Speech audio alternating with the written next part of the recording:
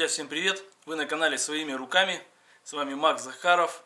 И мы продолжаем тему роликов, как построить баню своими руками. Тематика такая довольно-таки колхозанская, максимально приближенно стараемся делать по технологии. Но опять же у нас одно из условий – бюджет. Вышла первая серия, как залить фундамент для бани. Ссылочка будет снизу, кто еще не посмотрел, обязательно посмотрите. А перед началом ролика, ребята, кто первый раз на канале, обязательно подпишите сразу колокольчик там и оформите подписку, там всю эту сделайте, там оповещение. Ну и все ставьте лайкусики. Самое главное лайкусики, самый главный показатель для нас. Чем больше лайков, тем быстрее выходят ролики. Выпускаем этот ролик, и следующий ролик будет у нас стены. Как возводить стены, и скорее всего будет два в одном: стены и утепление. Мы сделали фундамент в прошлом ролике. И становится вопрос, что же делать дальше. Или возводить стены, или же что-то сделать с полами. Конечно, полы под ключ чистовые мы сделать не можем на этом этапе работ. Но черновые полы, подготовку желательно сделать сейчас, когда у нас только фундамент. Так как работы тяжелые, пыльные и грязные, и пока нет стен, их можно будет гораздо проще произвести. Наш фундамент, который мы залили, и соответственно окунулись чуть-чуть назад в историю. Раньше делали проливные полы, то бишь пол, а внизу у нас какой-либо грунт. Высыпали песок, кому как повезет, и больше ничего не было. Это самый простой и старый способ. Когда люди моются, что получается у нас? Этот грунт насыщается влагой. Первое время она хорошо уходит, потом грунт все сильнее насыщается, он постоянно влажный, он вообще не успевает высыхать. Какие же из этого проблемы? Когда мы начинаем пользоваться баней, мы начинаем ее топить, в бане поднимается температура. Чем выше температура воздуха, тем больше влажность у него может быть. Так как у нас влаги под подполом очень много, она начинает насыщать наш воздух. То есть мы баню топим, мы еще в ней не ходили, не мылись, не парились, но у нас, условно скажем, там уже душно, потому что очень влажность большая. То есть получается нам некомфортно в бане при таких старых полах было. И второй минус, то что гнили деревянные полы очень быстро, так как влага всегда там присутствовала, и они как бы никогда не просыхало до конца. Соответственно, что же люди предприняли в дальнейшем? Стали делать рядом выгребные ямы, септики. Здесь сделали глиняную отсыпку под уклон, и в месте, где уклон, выводили трубу в канализацию или там в яму в какую-то выгребную, ну или септик даже. Что получается у нас? Когда мы моемся, влага уходит, максимально сразу выходит за пределы бани в выгребную яму, и тем самым как бы мы максимально поддерживаем микроклимат комфортный в бане. В общем, по этому принципу сейчас полы стараются все и делать. Пол, чаша для бани по принципу полов по грунту, но не надо путать с жилым домом. Если мы имеем жилой дом, там гораздо больше отличий. У нас на фундамент идет гидроизоляция перед укладкой стен. Также эта гидроизоляция потом склеивается с этой и устилается все в виде чаши. И потом тут весь пирог пола. Это касаемо для жилых помещений. Гидроизоляция должна быть четкая, плотная, чтобы у нас с грунта влага никуда не даванула в помещение. Ни полы не наситились, ничего нет фундамента. То есть четко должна быть гидроизоляция. Одним полотном. Все это проклеено качественно, хорошо. Для бани же это не принципиально, так как у нас влажность и сырость в бане гораздо всегда больше. И с нее влаги давит постоянно. И в принципе вот так вот заморачиваться смысла нету. Вот у нас есть грунт. Размечаем, где у нас будут сливы в полах. Это может быть 1, 2 и 3. В зависимости, у нас парная есть, моющее отделение, какие-то душевые там можно сделать. Делайте схему, куда нужно подвести ваши сливы, вот эти все сливы.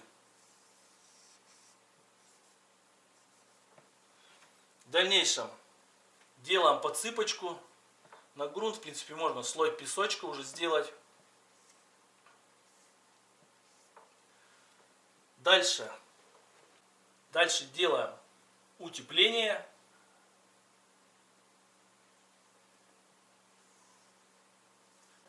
И вот в этот момент на утеплитель желательно сделать пленку.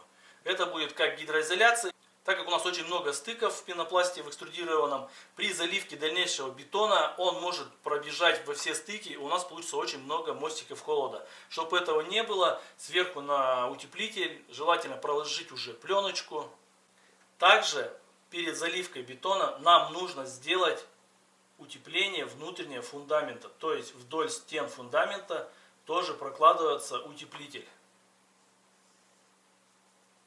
Он будет играть у нас как утепление, отсекает наш фундамент от бетонного пола, и в то же время он роль демпфера будет играть. То есть зачастую делают или вообще забывают про этот утеплитель и вплотную заливают бетонную чашу. Тем самым у нас промерзает фундамент и передает холод на бетонную чашу, на бетон, так как он соприкасается, и начинает это место промерзать. Или же сделают вот эту отсечку, верх у нас остается открытым.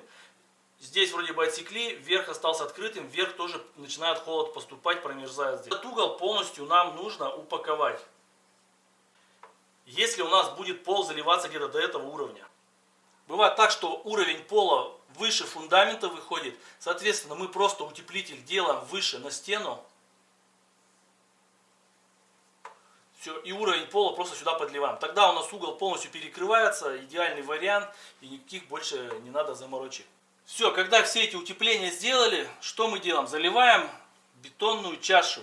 Предварительно размечаем, где у нас будут стены разделять парную, там, а где у нас будет под печь. Тут можно бетонная чаша, она и будет у нас как фундамент под печь. Не тяжелые печи можно ставить прямо на бетонную чашу. Это магазинские печи, там различные металлические покупные. Если же у вас будет печь каменка и будете класть там из кирпича большую русскую, старорусскую печь, соответственно под нее нужен отдельный фундамент. Размечаем, где будет печь, где у нас стены, будут верхние точки, к примеру, и заливаем под уклоном. Вот примерно у нас две чаши получилось. В одном отделении, во втором. Ну, если, допустим, нужно в парной или в моющей. Может быть, одна бетонная чаша. В одном можно практически ровный пол сделать. Это на усмотрение, сколько у вас каких там будет помещений и какие нужды. Соответственно, вот эта более прямая часть, здесь можно будет перегородку поставить. Здесь чаша, вода попадает и быстро сюда сливается. Что же дальше делать? Бетонная чаша делается с различным уклоном. Если вы планируете по чаше сделать, допустим, как сейчас по современному, по модному, кафельную плитку выложить, соответственно, вам нужно будет сделать минимальный уклон. Там порядка 1 сантиметра на метр, можно даже чуть меньше. Самое главное, чтобы просто выходила вода. Если будет уклон большой, это будет травмоопасно. Кафельная плитка скользкая, если еще мыло, вы будете ходить и при большом уклоне, возможно, можете упасть и повредиться. Соответственно, делается минимальный уклон, лишь бы уходила вода. Если же у нас бетонная чаша будет просто бетон и сверху будут проливные полы, тут особо важности никакой нету, можно сделать покруче, там и сантиметр, и 2 на метр, чтобы вода быстро выходила. Сверху у вас все равно будут проливные полы. Проливные полы можно сделать двумя вариантами. Или же массивный пол, полностью во всем помещении проливной, все собрать на каркас.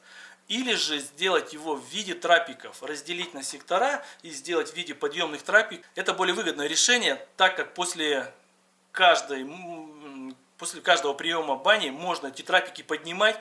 Они будут, естественно, быстро очень сохнуть, меньше будут гнить, полы будут быстро выветриваться.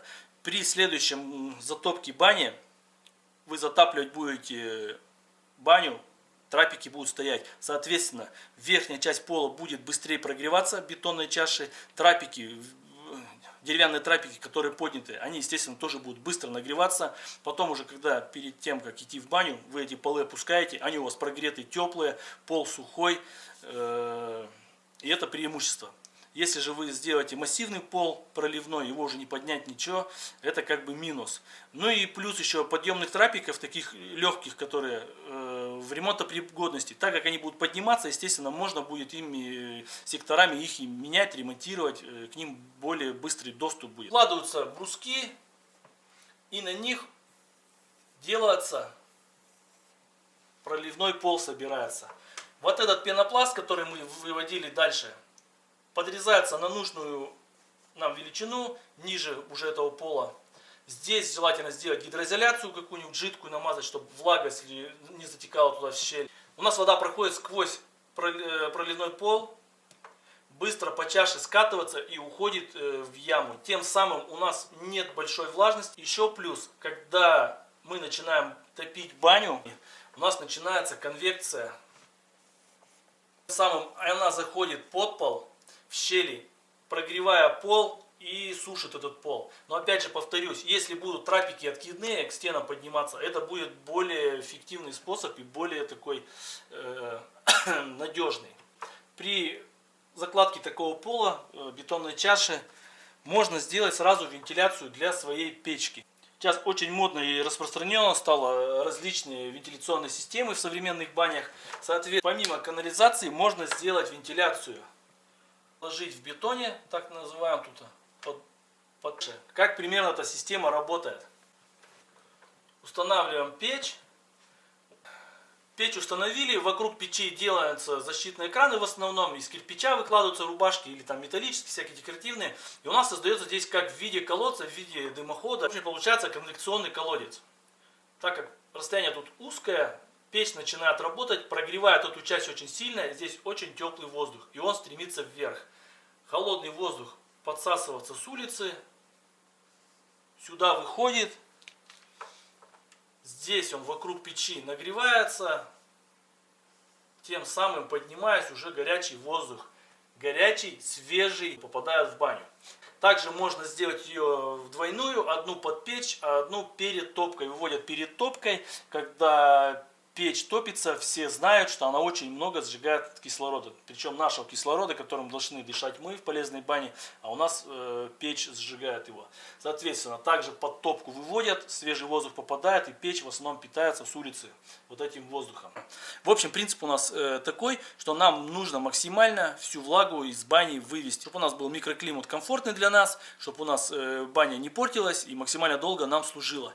Если же уже совсем нужно по бюджетному, то можно тот же бетонный пол чаша сделать по старинке, сделать отсыпку, допустим, песком, поднять, взять глины, навозить глины, все это утрамбовать. Соответственно, вода будет выходить на глину, глина будет смачиваться, она будет как гидроизоляция работать.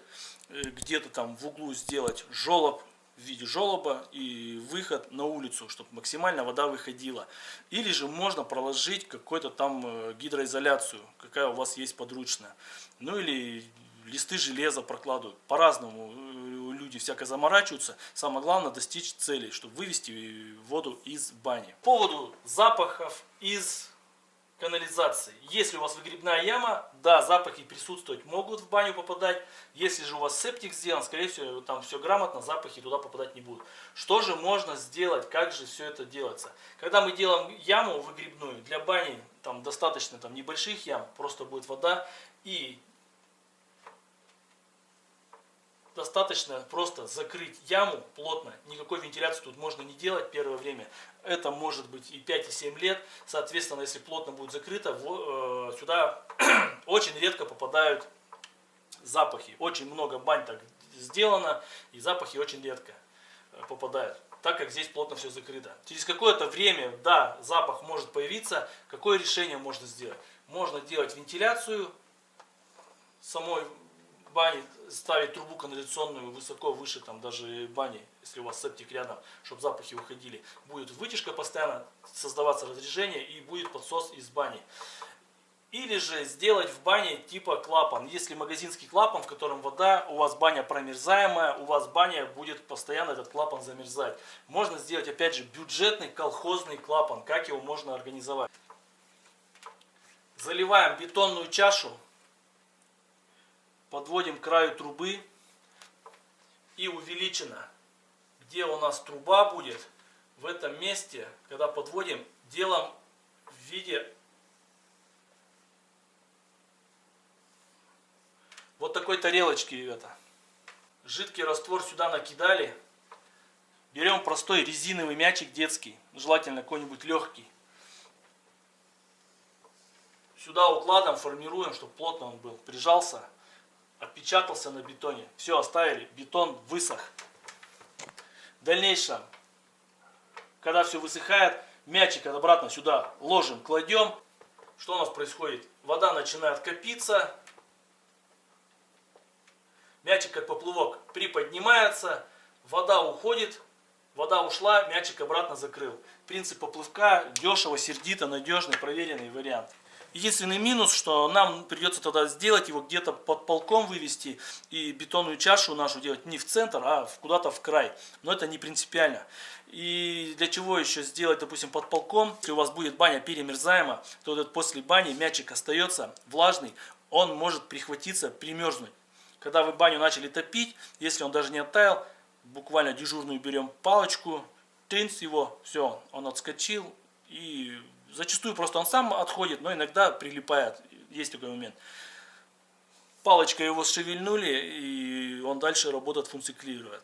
Да, такой момент какой-то вроде какой-то абсурдный, колхозный, но момент рабочий и бюджетный, дешевый. И, по крайней мере, не заморочливый. Если же у вас баня постоянно там тепло поддерживается, можно не заморачиваться, устанавливать магазинные сифоны, они будут прекрасно работать. Хотя и в промерзаемых банях тоже сифоны во многих работают. Просто потом горячей воды линули, а он отошел, если объем небольшой, и прекрасно все проходит. Самые частые ошибки это с фундаментом. Люди делают пол, бетонную чашу, там бывает даже уже проливной пол, а фундамент выше.